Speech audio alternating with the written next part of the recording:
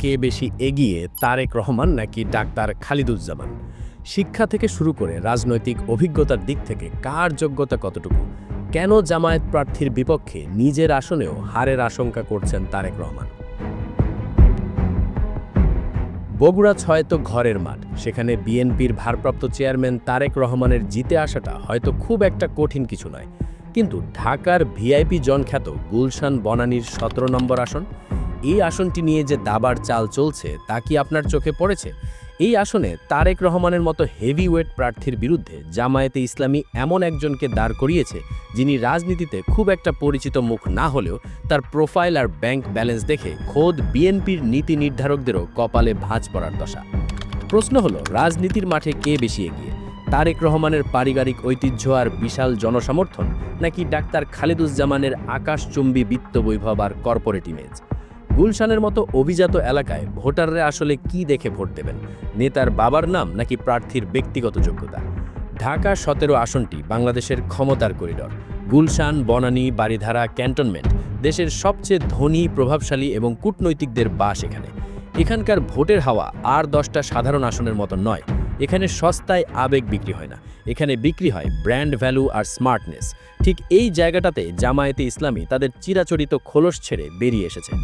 এতদিন আমরা জামায়াতের প্রার্থী বলতে যা বুঝতাম, সাধারণ জীবনযাপন, মাদ্রাসা ব্যাকগ্রাউন্ড বা ধর্মীয় কোনো তকমা, ডাক্তার খালিদুজ্জামান সেই ধারণাটাই ভেঙে দিয়েছেন। কিন্তু তারেক রহমানের মতো একজন তুখোর নেতার সামনে কি শুধু ডিগ্রি দিয়ে টেকা সম্ভব? একটু গভীরে যাওয়া যাক। তারেক রহমান বাংলাদেশের রাজনীতির এমন একটি নাম যাকে পরিচয় করিয়ে দেওয়ার জন্য কোনো বিশেষণের প্রয়োজন হয় না।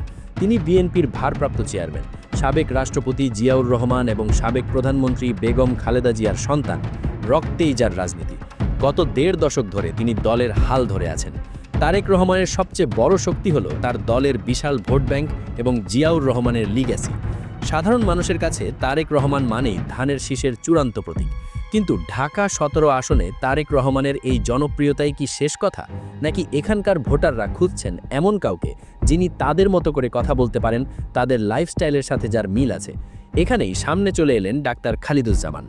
জামায়াতে ইসলামী ঢাকা ১৭ আসনে যে প্রার্থীকে বেছে নিয়েছে তিনি সাধারণ কেউ নন। ডাক্তার খালিদ একাধারে একজন ডাক্তার এবং সফল ব্যবসায়ী। রাজনীতিতে তিনি হয়তো নতুন মুখ, কিন্তু তার পকেটের জোর আর ব্যক্তিগত প্রোফাইল তাকে আলোচনার কেন্দ্রবিন্দুতে নিয়ে এসেছে। নির্বাচন কমিশনে জমা দেওয়া তার হলফনামা ঘাটলে যে তথ্য বেরিয়ে আসে তা রীতিমতো চমকপ্রদ। পেশায় ডাক্তার হলেও তার আয়ের প্রধান উৎস কিন্তু রোগী দেখা নয়, বরং ব্যবসা। বছরে তার আয় প্রায় ৩.৫ কোটি টাকার উপরে। বাংলাদেশের প্রেক্ষাপটে একজন রাজনীতিবিদের বৈধ আয়ের অঙ্কটা যখন এত বড় হয়, তখন বুঝতে বাকি থাকে না যে তিনি খেলার মাঠে গোল দিতেই এসেছেন। অবশ্য কিছু খটকাও রয়েছে, যেমন ডাক্তার খালিদুজ্জামানের নিজের নামে থাকা গাড়িটির দাম নাকি ১৩,৭০,০০,০০০ টাকা। যে দেশে সাধারণ মানুষের নুন আনতে পান্তা ফুরায়, সেখানে একজন প্রার্থীর গাড়ির দামই যদি হয় ১৩ কোটি টাকা, তখন সেই প্রার্থীকে নিয়ে কৌতূহল জায়গাটাই স্বাভাবিক। রাস্তায় যখন এই গাড়ি চলবে, তখন ভোটাররা কি ভাববে? এই অতিরিক্ত বিত্ত বৈভব কি সাধারণ ভোটারদের সাথে তার দূরত্ব তৈরি করবে? আবার আরেকভাবে চিন্তা করলে, জামায়াত কি ইচ্ছে করেই এমন একজন প্রার্থীকে বেছে নিয়েছে এই বার্তা দিতে যে তাদের দলেও এমন হাই প্রোফাইল ধনী এবং কর্পোরেট মানুষ আছে? নাকি এটা তারেক রহমানের বিরুদ্ধে একটা মনস্তাত্ত্বিক খেলা? 1 2 3 وقت الواكر بريك 3. Non ti accorgi quando piango, quando sono triste e stanca. এটা তারেক রহমানের বিরুদ্ধে একটা মনস্তাত্ত্বিক খেলা। অন্যদিকে তারেক রহমানের বিত্ত বৈভব নিয়ে আলোচনা করার চেয়ে তার রাজনৈতিক প্রভাব নিয়ে আলোচনা করাটাই বেশি প্রাসঙ্গিক। তারেক রহমানের শক্তি হলো জনসমর্থন। গুলশানের এলিট সোসাইটিতে বিএনপিরও একটা শক্ত অবস্থান আছে। অনেক ব্যবসায়ী, সাবেক আমলা এবং উচ্চবিত্ত মানুষ বিএনপির সমর্থক। তারা তারেক রহমানকে দেখে আগামী রাষ্ট্রনায়ক হিসেবে। কিন্তু এখানে একটা সূক্ষ্ম বিষয় আছে। গুলশানের ভোটাররা একটু হিসেবি। তারা চান এমন একজন প্রতিনিধি যিনি সংসদে তাদের ভাষায় কথা বলবেন, যিনি আন্তর্জাতিক মহলে গ্রহণযোগ্য হবেন। তারেক রহমান নিজে দীর্ঘদিন লন্ডনে থেকেছেন। আন্তর্জাতিক রাজনীতির ভাষা তিনি ভালোই বোঝেন। কিন্তু দীর্ঘদিন দেশে রাজনীতিতে উপস্থিত না থেকেও কি তিনি ডাক্তার খালিদুজ্জামানের মতো একজন সশরীরে উপস্থিত এবং বিত্তবান প্রার্থীর সাথে পাল্লা দিতে পারবেন? এখানেই আসে যোগ্যতার প্রশ্ন। পড়ালেখা আর পেশাগত যোগ্যতায় কে এগিয়ে? ডাক্তার খালিদুজ্জামান একজন চিকিৎসক। চিকিৎসা পেশাটা এমনিতেই সম্মানের। তার উপর তিনি একজন সফল ব্যবসায়ী, অর্থাৎ তিনি নিজেকে সফল মানুষ হিসেবে প্রমাণ করেছেন। কর্পোরেট দুনিয়ায় বা এলিট সোসাইটিতে এ ধরনের প্রোফাইল খুব সহজেই গ্রহণযোগ্যতা পায়। মানুষ ভাবে ইনি তো নিজের পায়ে দাঁড়ানো মানুষ, ইনি হয়তো দুর্নীতি করবেন না। জামায়াত এই সেন্টিমেন্টটা কাজে লাগাতে চাইছে। তারা দেখাতে চাইছে তাদের প্রার্থী আধুনিক শিক্ষায় শিক্ষিত এবং পেশাগতভাবে সফল। অন্যদিকে তারেক রহমানের প্রাতিষ্ঠানিক শিক্ষা নিয়ে বলার মতো কিছু না থাকলেও রাজনীতিতে তিনি যে অভিজ্ঞ তা অস্বীকার করার উপায় নেই। তিনি তৃণমূল থেকে উঠে আসা নেতা। রাষ্ট্র পরিচালনার অভিজ্ঞতা তার পরিবারের আছে, যা ডক্টর খালিদুজ্জামানের নেই। তারেক রহমান জানেন কিভাবে প্রশাসন চালাতে হয়, কিভাবে দলের নেতাকর্মীদের ম্যানেজ করতে হয়। রাজনীতিতে এই অভিজ্ঞতার দাম অনেক সময় পুঁথিগত বিদ্যার চেয়েও বেশি হয়। গুলশানের ভোটাররা হয়তো ভাববেন ডক্টর খালিদুজ্জামান একজন ভালো ডাক্তার বা ব্যবসায়ী হতে পারেন, কিন্তু তিনি কি একজন ভালো রাজনীতিবিদ হতে পারবেন? তিনি কি সংসদে দাঁড়িয়ে জাতীয় ইস্যুতে জোরালো ভূমিকা রাখতে পারবেন? ডক্টর খালিদুজ্জামানের এই জাঁকজমকপূর্ণ এন্ট্রির মাঝখানে এক কালো মেঘের ছায়া নেমে আসে। Bangladesh medical and dental council বা বিএমডিসি তাকে একটি শোকজ নোটিশ পাঠায়। অভিযোগ, অনুমোদনহীন ডিগ্রি ব্যবহার।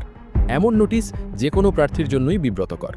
ডক্টর খালিদুজ্জামান অবশ্য এটাকে রাজনৈতিক উদ্দেশ্য প্রণোদিত বলে উড়িয়ে দিয়েছেন। তার দাবি, তিনি বিদেশে যে ডিগ্রি নিয়েছেন সেটা ব্যবহার করা কোনো অপরাধ নয় এবং এটা চিকিৎসকদের হেয় করার একটা চক্রান্ত। এখানে কিন্তু একটা ইন্টারেস্টিং বিষয় আছে। ডক্টর খালিদুজ্জামান দাবি করেছেন এই শোকজ নোটিশের পেছনে বিএনপির একটি অংশের হাত আছে, অর্থাৎ তিনি সরাসরি তারেক রহমানের দলের দিকে আঙুল তুলেছেন। তিনি বোঝাতে চেয়েছেন তার জনপ্রিয়তায় ভীত হয়েই বিএনপি প্রশাসনকে ব্যবহার করে তাকে আটকানোর চেষ্টা করছে। যদি তার এই দাবি সত্যি হয়, তাহলে বুঝতে হবে তারেক রহমান বা বিএনপি তাকে হালকাভাবে নিচ্ছে না। তারা বুঝতে পারছে এই ডাক্তার সাহেব কেবল নাম কাওয়াস্তে প্রার্থী নন, তিনি ভোটের বাক্সে ভাগ বসাতে পারেন। আর যদি বিএমডিসির অভিযোগ সত্যি হয়, তাহলে প্রশ্ন উঠবে, যিনি নিজের পেশাগত ডিগ্রি নিয়েই স্বচ্ছ নন, তিনি জনপ্রতিনিধি হিসেবে কতটা স্বচ্ছ হবেন? শিক্ষিত ভোটাররা কিন্তু এই বিষয়গুলো খুব নিখুঁতভাবে বিচার করবেন। এবার আসা যাক প্রচারণার কৌশলে। ডক্টর খালিদুজ্জামান কিন্তু বসে নেই।